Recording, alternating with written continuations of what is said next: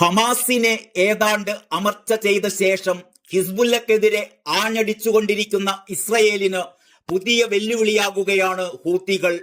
Israel പ്രധാനമന്ത്രി Benjamin നെതന്യാഹുവിനെ വകവരുത്താൻ ഹൂത്തികളെ ഇറക്കിയിരിക്കുകയാണ് Iran എന്നാണ് സൂചനകൾ. നെതന്യാഹുവിന്റെ വിമാനത്തെ ലക്ഷ്യമാക്കി ഹൂത്തികൾ തൊടുത്തുവിട്ട ബാലിസ്റ്റിക് മിസൈൽ ടെൽ അവീവിന്റെ ആകാശത്തു വെച്ച് ഇസ്രായേലിന്റെ മിസൈൽ പ്രതിരോധ സംവിധാനമായ അയൺ ഡോം തകർത്തിടുകയായിരുന്നു. ഹിസ്ബുള്ളയുടെ തലവനെ ഉൾപ്പെടെ വിവിധ സേനാ വിഭാഗങ്ങളുടെ കമാൻഡർമാരെ തിരഞ്ഞുപിടിച്ച് ഉന്മൂലനം ചെയ്തുകൊണ്ടിരിക്കുമ്പോഴാണ് ഹൂത്തികളെ ഇറക്കിയുള്ള ഇറാന്റെ ഈ മരണക്കളി. ഇസ്രായേലിന് ഇനി തലവേദനയാവുക ഹൂതികളായിരിക്കും എന്നാണ് പുതിയ വിലയിരുത്തൽ. ഐക്യരാഷ്ട്രസഭയെ അഭിസംബോധന ചെയ്ത് പ്രധാനമന്ത്രി ബെഞ്ചമിൻ നെതന്യാഹു ഇസ്രായേലിലേക്ക് മടങ്ങുന്നതിനിടെ ടെൽ അവീവ് വിമാനത്താവളത്തിന് നേരെ ബാലിസ്റ്റിക് മിസൈൽ തൊടുത്തു എന്നാണ് ഹൂതി വിമതർ അവകാശപ്പെടുന്നത്. യമനിൽ നിന്ന് മിസൈൽ തൊടുത്തുവിട്ടതിനു ശേഷം വലിയ സ്ഫോടനങ്ങൾ കേട്ടതായി ഇസ്രായേൽ സൈന്യം അറിയിക്കുകയും ചെയ്തു. എന്നാൽ ഈ മിസൈലുകളെല്ലാം അയൺ ഡോം ആകാശത്ത് വെച്ച് തകർത്തിടുകയായിരുന്നു.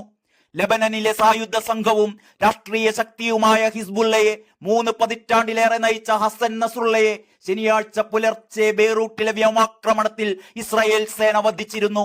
ഇതാണ് ഹൂത്തികളെ ഇപ്പോൾ പ്രകോപിപ്പിച്ചിരിക്കുന്നത് എന്നാണ് കരുതുന്നത്. റോക്കറ്റ് ആക്രമണങ്ങൾ, മോർട്ടാറുകൾ, പീരങ്കി ഷെല്ലുകൾ, ആളില്ല ആകാശ വാഹനങ്ങൾ എന്നിവയെ നേരിടാൻ ഇസ്രായേലിന്റെ വിവിധ ഭാഗങ്ങളിൽ വിന്യസിച്ചിട്ടുള്ള ഭൂമിയും ആകാശവും തമ്മിൽ ബന്ധിപ്പിച്ചിട്ടുള്ള ഷോർട്ട് റേഞ്ച് എയർ ഡിഫൻസ് സിസ്റ്റമാണ് അയൺ ഡോം. 2006 ലെബനൻ ആക്രമണത്തിൽ അനേകം ഇസ്രായേലികൾ കൊല്ലപ്പെട്ടിരുന്നു. ഈ ആക്രമണമാണ് സ്വന്തമായി ഒരു വ്യോമ പ്രതിരോധ സംവിധാനം നിർമ്മിക്കാൻ ഇസ്രായേലിനെ പ്രേരിപ്പിച്ചത്. 2011 മുതലാണ് അയൺ ഡോം എന്ന മിസൈൽ പ്രതിരോധ സംവിധാനം ഇസ്രായേലിനെ സംരക്ഷിച്ചു തുടങ്ങിയത്. ഇത് തന്നെയാണ് ഇപ്പോൾ ഹൂതികളുടെ ആക്രമണത്തെയും ചെറുത്തിട്ടത്.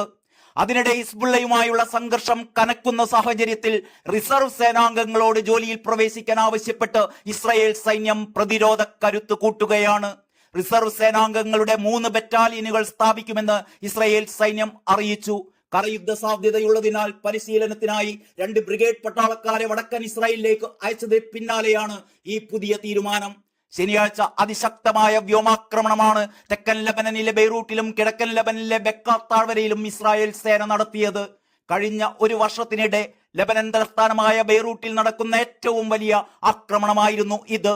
ഇതിനെ തുടർന്ന് വടക്കു മധ്യ ഇസ്രായേൽ ലക്ഷ്യമാക്കി ഹിസ്ബുള്ളയും ആക്രമണം ശക്തമാക്കി എന്നാണ് റിപ്പോർട്ടുകൾ. ചെങ്കടലിൽ വാണിജ്യ കപ്പലുകൾക്ക് നേരെ ഹൂതികൾ നടത്തുന്ന ആക്രമണങ്ങളിൽ ഇറാന് ശക്തമായ ബന്ധങ്ങൾ എന്ന ആരോപണവുമായി അമേരിക്ക നേരത്തെ തന്നെ രംഗത്ത് വന്നിരുന്നു. ആയുധങ്ങൾ നൽകിയും തന്ത്രങ്ങൾ പകർന്നും യമൻ ആസ്ഥാനമായുള്ള റിബൽ ഗ്രൂപ്പിനെ ടെഹ്റാൻ പിന്തുണയ്ക്കുകയാണ് എന്ന് വൈറ്റ് ഹൗസ് കുറ്റപ്പെടുത്തിയിരുന്നു. ഇതേ ഗ്രൂപ്പിനെയാണ് ഹിസ്ബുള്ളയെ തകർത്ത ഇസ്രായേലിനെതിരെ ഇറാൻ ഇപ്പോൾ ആയുധമാക്കുന്നത്. ഹമാസിനെയും ഹിസ്ബുള്ളയെയും തളച്ചുകൊണ്ടിരിക്കുന്ന ഇസ്രായേലിന് ഹൂതികളെ തളയ്ക്കാനാകുമോ എന്നുള്ളതാണ് പുതിയ വെല്ലുവിളി. നെതന്യാഹുവിനെ വകവരുത്താനുള്ള ഹൂതികളുടെ നീക്കത്തെ ഇസ്രായേൽ അതീവ ഗൗരവത്തോടെയാണ് കാണുന്നത്. ചെങ്കടൽ മേഖലയെ അസ്ഥിരപ്പെടുത്തിക്കൊണ്ട് ഹൂതികൾ ഏറെയായി തുടരുന്ന പ്രവർത്തനങ്ങൾക്ക് ദീർഘകാലമായി ഇറാന്റെ സഹായം നിലനിൽക്കുന്നുണ്ട് എന്നും ലോകത്തിന്റെ കൂട്ടായ നടപടി ഇതിനെതിരെ ആവശ്യമാണെന്നും അമേരിക്കയടക്കം നേരത്തെ പറഞ്ഞിരുന്നു. ഇറാന്റെ KAS-04 ഡ്രോണുകളും ഹൂതികൾ ഉപയോഗിക്കുന്ന ആളില്ലാ പേടകങ്ങളും തമ്മിൽ ബന്ധമുണ്ട് എന്നും ഇറാൻ ഹൂതി മിസൈലുകൾക്ക് തമ്മിൽ സാമ്യമുണ്ടെന്നും നേരത്തെ തന്നെ ആരോപണവും ഉയർന്നിരുന്നു.